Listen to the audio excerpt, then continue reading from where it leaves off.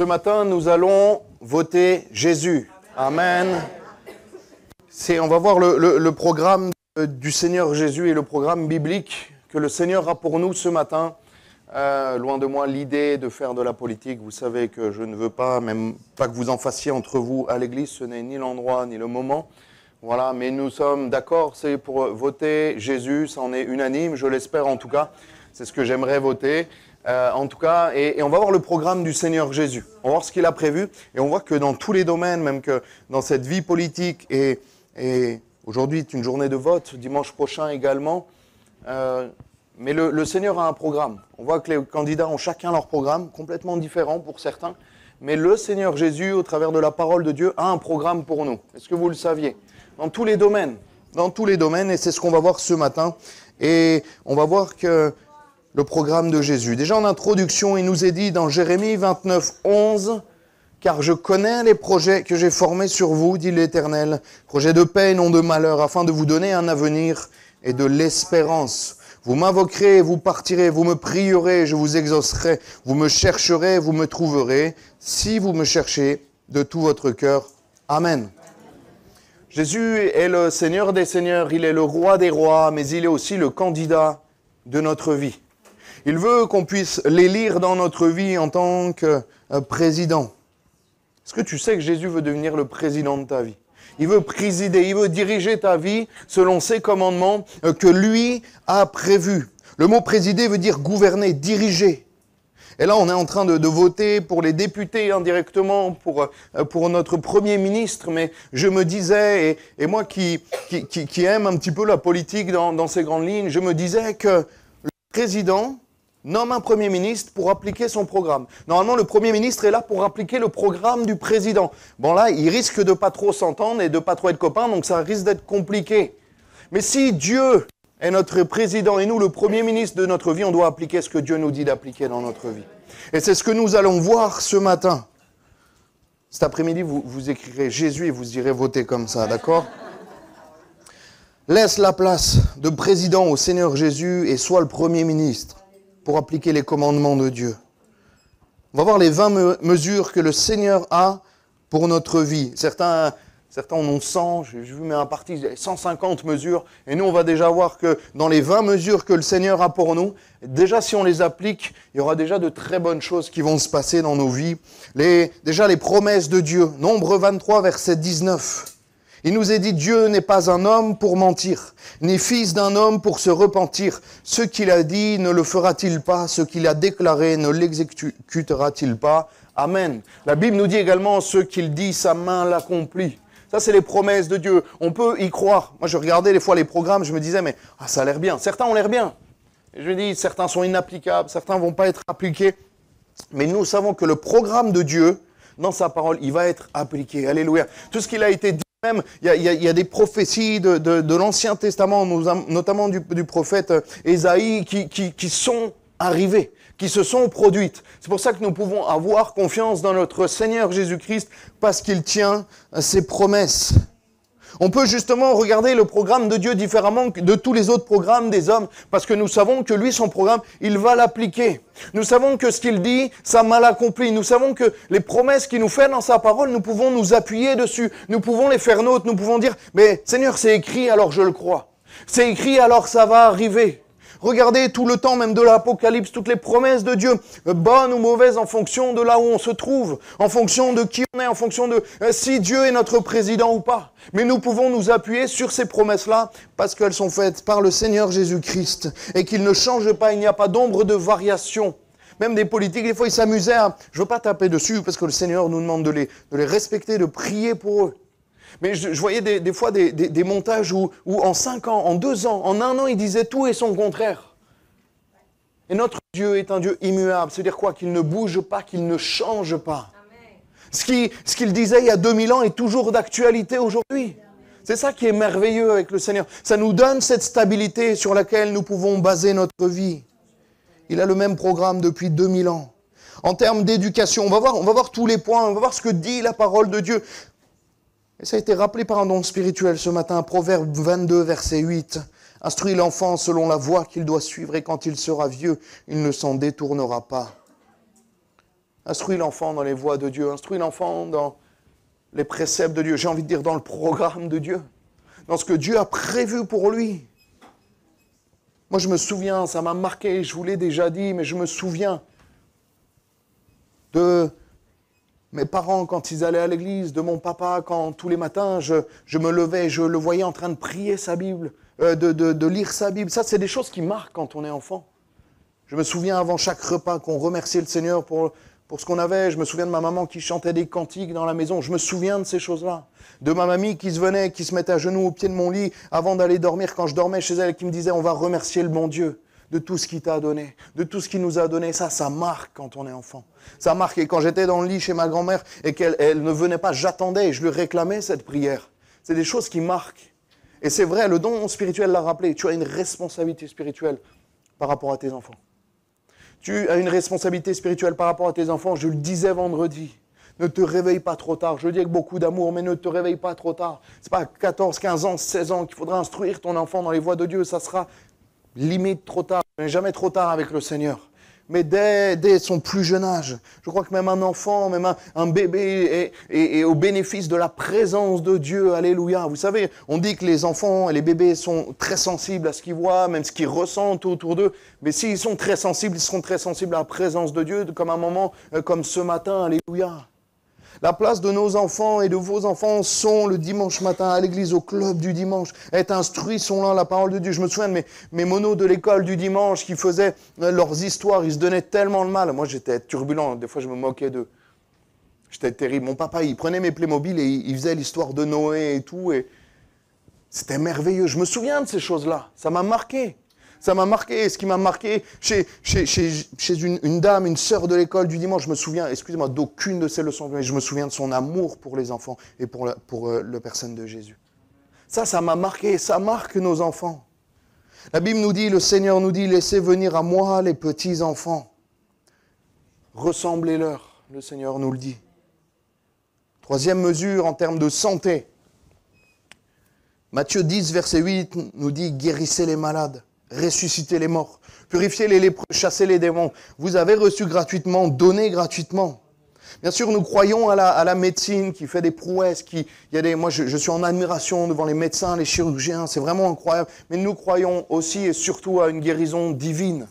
Amen. Nous avons des témoignages et à la rentrée, promis, je ne les citerai plus parce qu'on en aura de nouveau, mais on pense à Blessing, miraculeusement guéri de son tympan le jour de son baptême. On pense à Roland qui est là, vous pourrez leur demander, guéri de son genou. On pense à un jeune la semaine dernière, c'était la semaine dernière le camp, voilà, qui a été guéri de son poignet. Je l'ai revu hier. Il y a une parole de Dieu concernant une guérison pour un poignet. Et à la fin du culte, il est allé voir les responsables. Il a dit, j'ai été guéri de mon poignet. Je l'ai encore vu hier. Il a dit, ça n'a rien à voir. J'ai été guéri. Alléluia.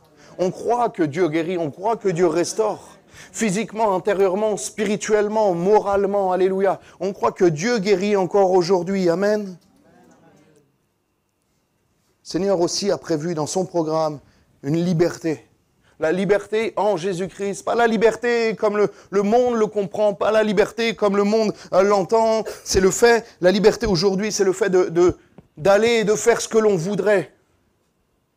N'avoir aucune contrainte, n'avoir aucune règle, d'aller si on a envie d'aller, de ne pas aller, de faire, de penser, de dire ce que l'on veut, sans aucune contrainte. Ça, c'est pas la liberté, c'est l'anarchie.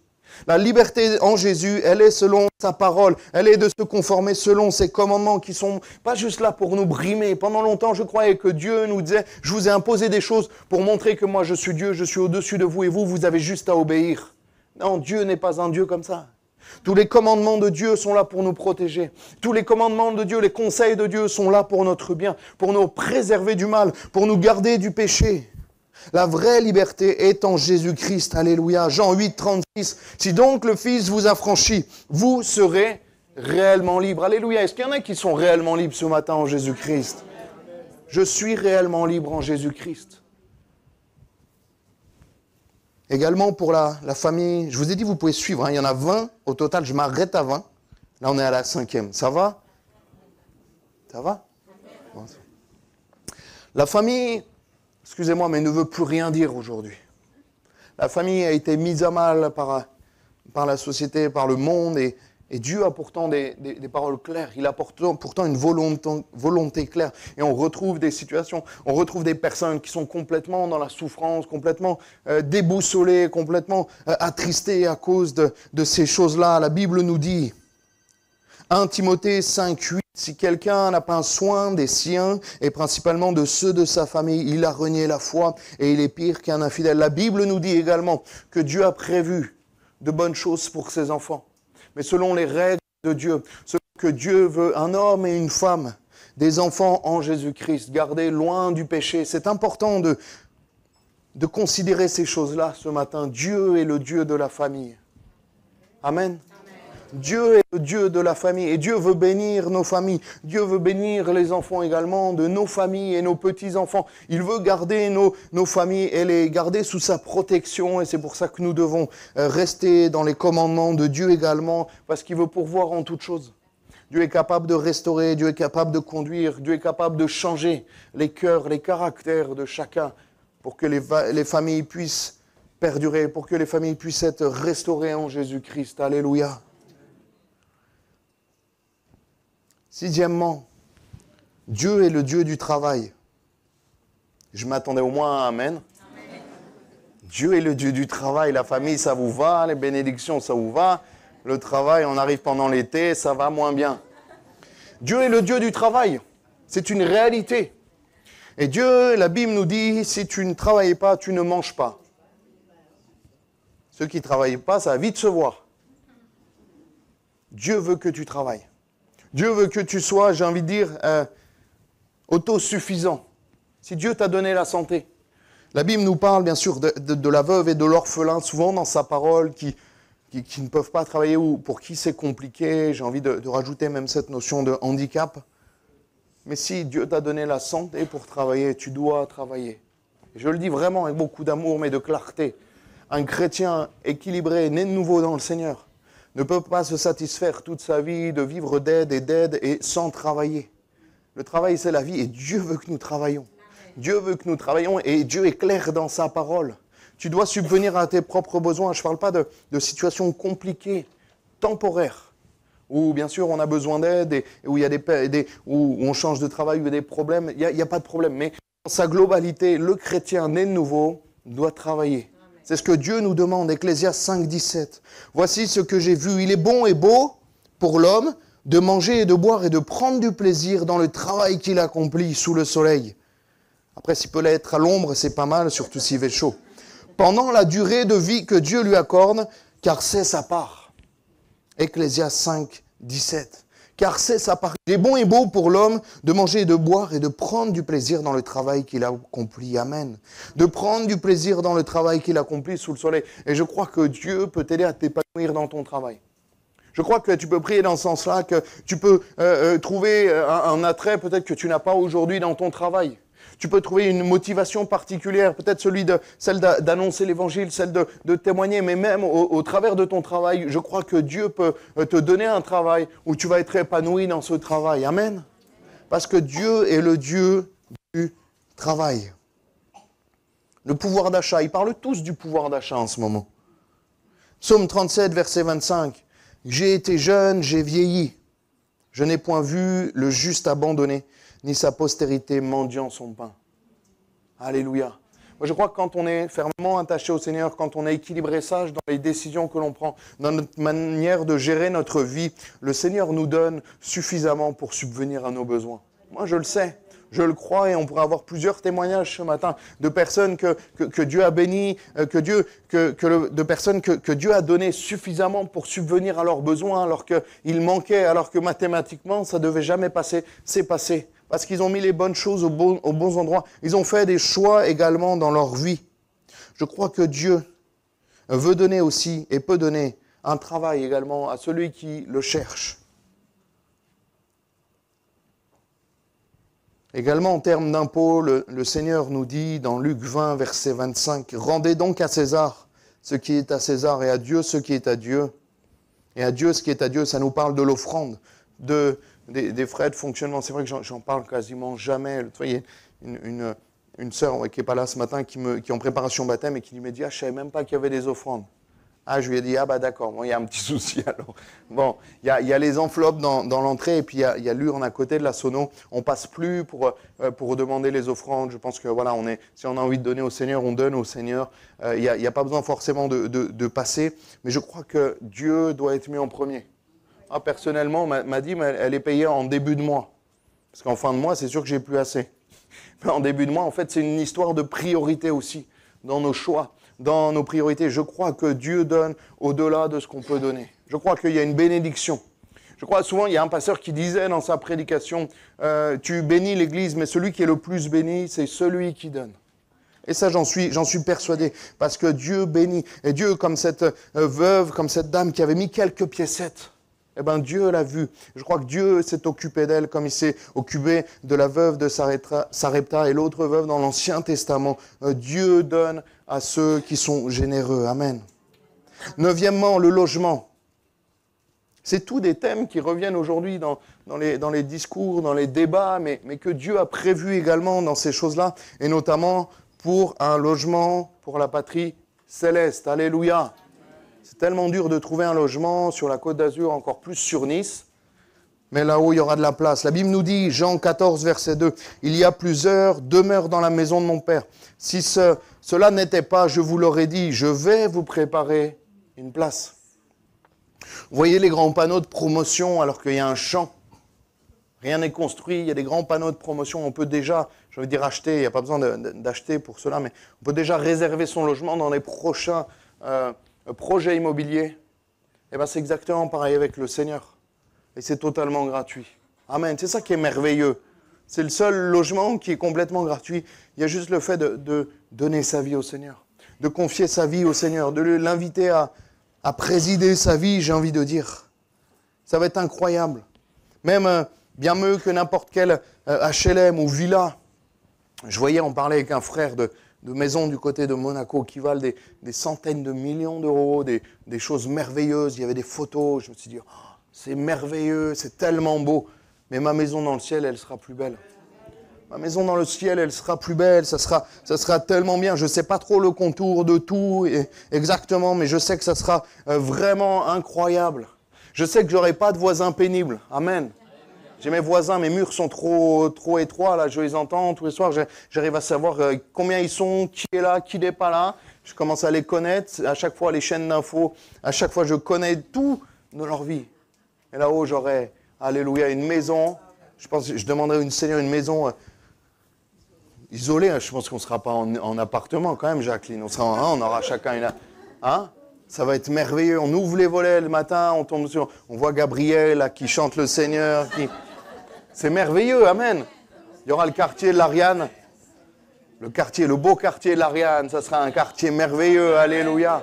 On sera tous ensemble, rassemblés. Ça va être bon, hein? Amen. Alléluia. En termes de sécurité également, le Seigneur a prévu des choses. Ésaïe 41, 10. Ne crains rien car je suis avec toi. Ne promène pas des regards inquiets car je suis ton Dieu. Je te fortifie. Je viens à ton secours. Je te soutiens de ma droite triomphante. Alléluia. Je viens à ton secours. Sais-tu que le Seigneur vient à ton secours? Sais-tu que le Seigneur veille sur toi? La Bible nous dit que les anges de l'Éternel, l'ange de l'Éternel veille à côté de ceux qui craignent Dieu. Amen. Est-ce que tu le sais? Que si tu es enfant de Dieu, si tu marches selon la volonté de Dieu, éloigné du péché, quand tu vas dans un endroit, le Seigneur vient avec toi au travers du Saint-Esprit. Est-ce que tu sais que le Saint-Esprit veille sur toi? Est-ce que tu sais que le Saint-Esprit est là et qu'il prend soin de toi? Amen. On voit cette église primitive de Jérusalem, dans l'église des Actes des Apôtres. Ils avaient une assurance, une foi, leur vie était en jeu. Mais ils savaient que Dieu les gardait. Alléluia. 11e point pour les retraites. Ils se mangent tous la tête pour les retraites. C'est vrai ou pas? 60, 65 ans. Je pense au rythme où je vais, si le Seigneur ne vient pas, je partirai à 80 ans à la retraite. Jean 11, 25 nous dit, Jésus lui dit, je suis la résurrection et la vie. Celui qui croit en moi vivra quand même, il sera mort. Et quiconque vit et croit en moi ne mourra jamais. Crois-tu cela? La Bible nous parle d'une retraite éternelle auprès de Dieu. La meilleure des retraites. Tout sera pourvu, nourri, logé, blanchi. Tout sera prévu dans le ciel de gloire. Alléluia. Il n'y aura pas de personnes. Il n'y aura déjà pas de personnes âgées, j'allais dire, mais c'est une réalité. Mais il y aura tout de prévu. Il y aura tout de prévu et pour l'éternité. Et ça sera, je vais dire, la meilleure des maisons de retraite, mais ce n'est pas forcément un bon comparatif. Ça sera le meilleur des endroits et on y passera l'éternité. Alléluia. Et on ne vieillira plus. Alléluia. On sera des êtres spirituels. La Bible nous dit, les corps glorifiés. On n'aura plus de rides. On sera là pour l'éternité. Plus de mal de dos, Huguette. Alléluia. Ça sera bien. Plus personne. Et mal de tête de Pascal ne seront plus là. On ne va pas les emporter. Alléluia. Le genou, Nadine, tout ira bien. Amen. Parce qu'on sera dans une retraite éternelle avec notre Seigneur Jésus-Christ. Est-ce qu'on réalise toutes ces choses, les amis? Une retraite éternelle. Je me suis dit, les 3 candidats, ils n'y ont pas pensé. Et le Seigneur y a pensé, et il n'y a pas juste pensé, il l'a fait, et il est en train de la préparer, cette retraite éternelle. Amen. 12e, les aides sociales. 2 Corinthiens 9, 8. Dieu peut vous combler de toutes ses grâces afin que vous possédiez toujours à tout point de vue de quoi satisfaire à tous vos besoins et que vous ayez encore en abondance pour toutes bonnes œuvres. Ce que Dieu nous donne, en plus, on est aussi là pour aider les autres. Au travers même de l'Église, on a un service d'entraide qui aide matériellement, des fois financièrement, les personnes qui sont dans le besoin temporairement pour les aider à s'en sortir. Mais ça, c'est biblique également. On voit l'Église de Jérusalem qui va mettre, on va le voir juste après, je prends de l'avance, c'est la 13e étape, mais la 12e, les aides sociales. On est là pour aussi aider notre prochain.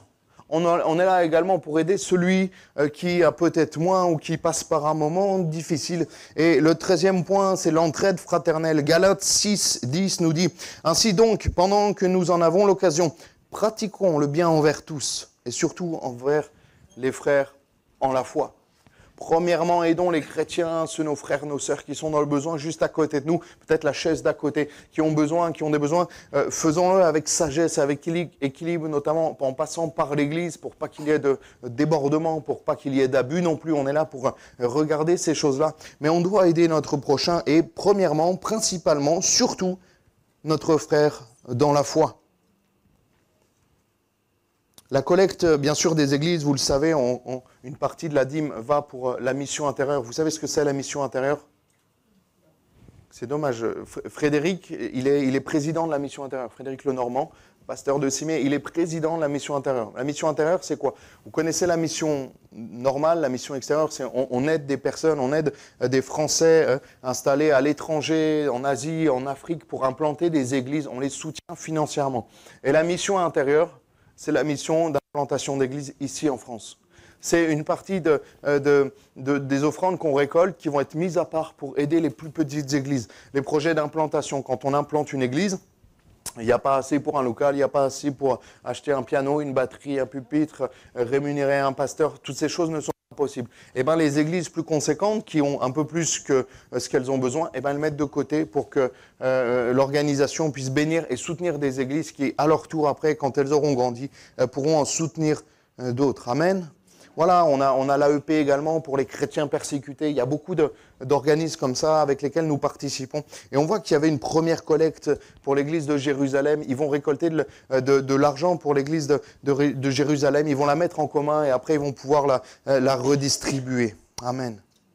Un nouveau départ. Ça pourrait être le slogan. J'ai hésité à faire une affiche, l'affiche que Jésus aurait utilisée pour sa campagne et qu'il aurait mis sur tous les panneaux. Et je pense qu'il aurait pu utiliser ce slogan, un nouveau départ. Un nouveau départ avec Jésus-Christ. Alléluia. C'est le seul candidat qui propose un nouveau départ. Tout recommencer, naître de nouveau. Une seconde chance. Amen. Les choses anciennes sont passées. La Bible nous dit, 2 Corinthiens 5, 17, si quelqu'un est en Christ, il est une nouvelle créature. Les choses anciennes sont passées. Voici, toutes choses sont devenues nouvelles. Si tu as pris un mauvais départ dans la vie, Jésus te donne une seconde chance. Alléluia. Tu peux tout recommencer avec Jésus-Christ et il est là pour t'aider. Repartir à zéro avec Jésus comme berger. Je vous laisse le chanter tout seul si vous voulez, je n'y arriverai pas.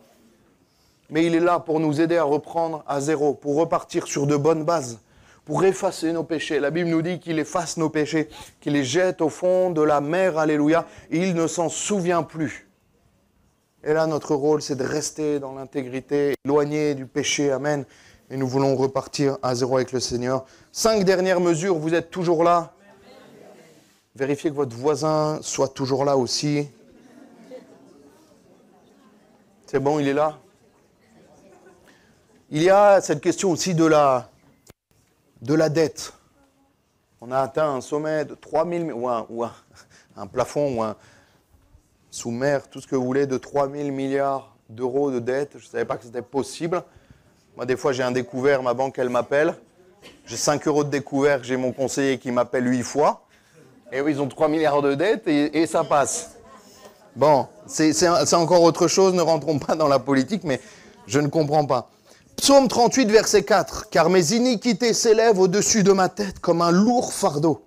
Elles sont trop pesantes pour moi. » La Bible nous dit, alléluia, qu'il a effacé la dette. Il n'y a aucun candidat qui a pensé d'effacer la dette complètement.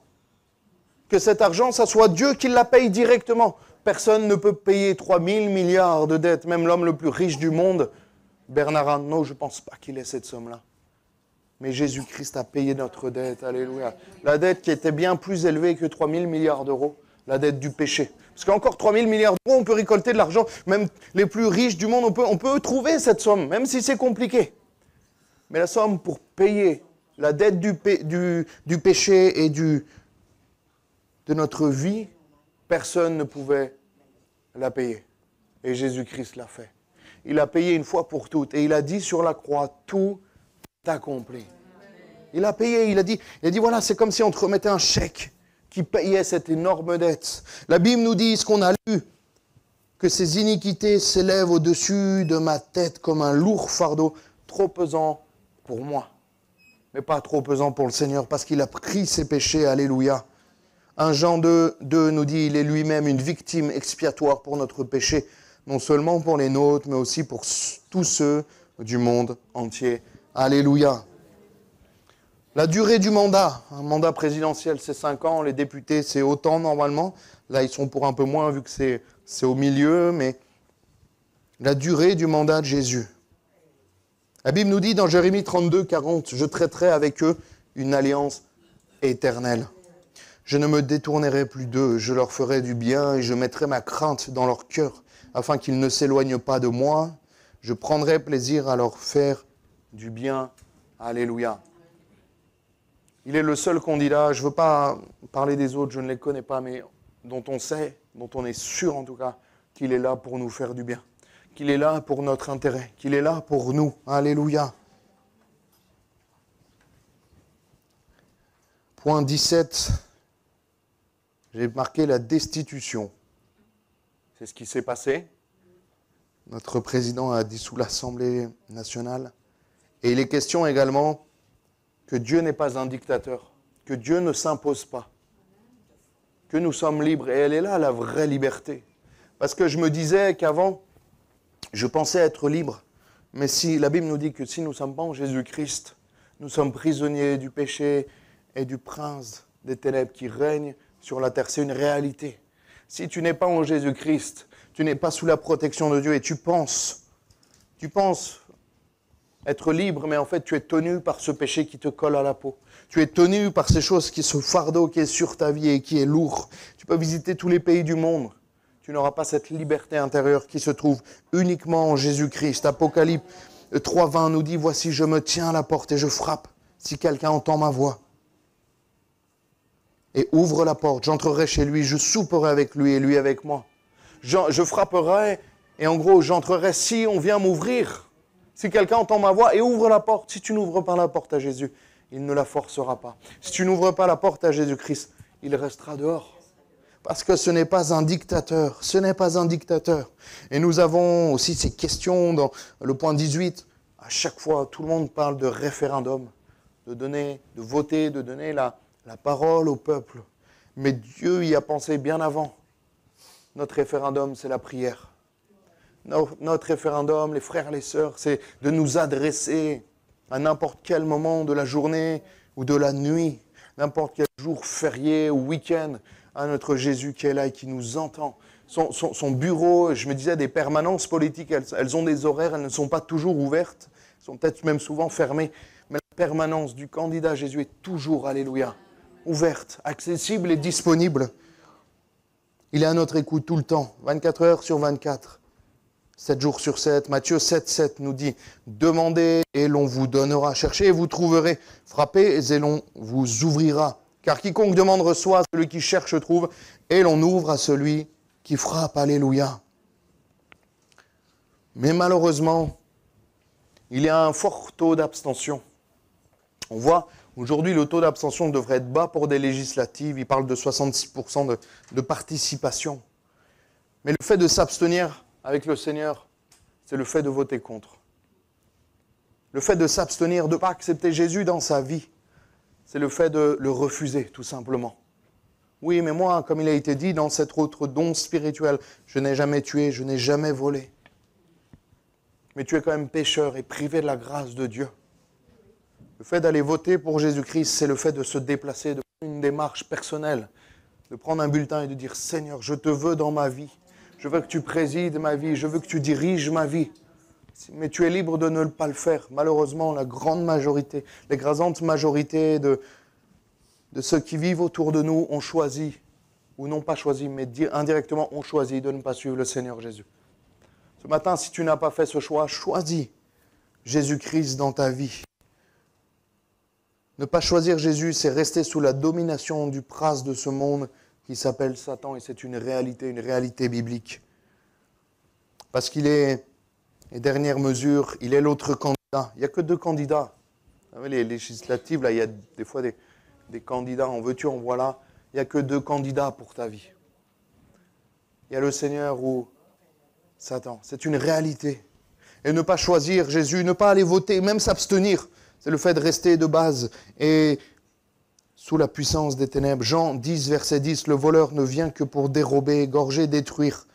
Moi, je suis venu afin que les brebis aient la vie et qu'elles soient dans l'abondance. » Alléluia. On sait que le programme de l'ennemi, maintenant on le sait maintenant qu'on est en Jésus-Christ, mais à la base on ne le sait pas, c'est quand même flou, c'est quand même des fois attrayant, mais on ne sait pas ce qu'il y a derrière et malheureusement on sait qu'il n'y a que des mauvaises choses qui sont derrière.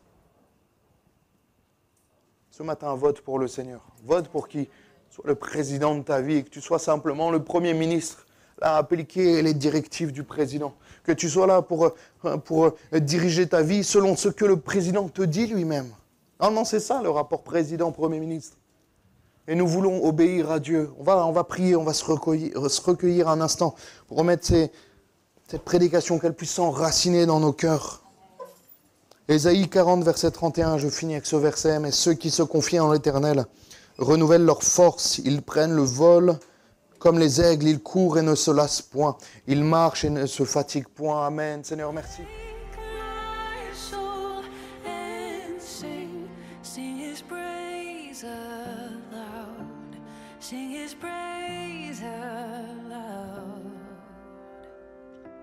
Oh